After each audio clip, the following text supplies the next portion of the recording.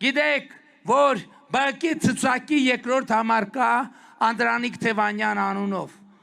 Վաղը Հայաստանի Հանրապետության ազգային անվտանգության ծառայությունը սահմանված կարգով հանցագործության մասին հաղորդում կուղարկի քննչական կոմիտե ակնկալելով, որ Անդրանիկ Թևանյանի դեմ քրեական գործ հարուցվի հայրենիքի դավաճանության հոդվածով։ Եվ այս լրտեսական ցանցը մենք ի վերջո վերջնական եւ ամբողջական արմատախիլ ենք անելու Հայաստանի Հանրապետությունից։ Եվրոպական դատարանի վճիռը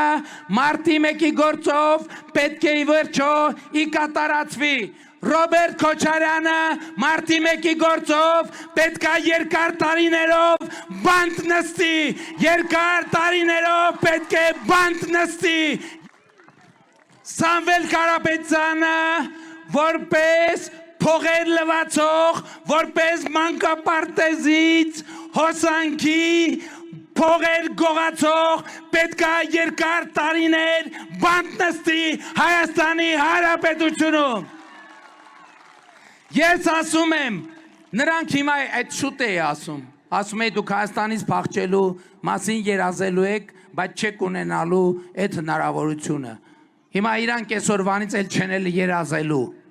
որովհետև հասկացել են, որ finita la commedia, սա իտալերենից թարգմանաբար նշանակում է կատակերգությունը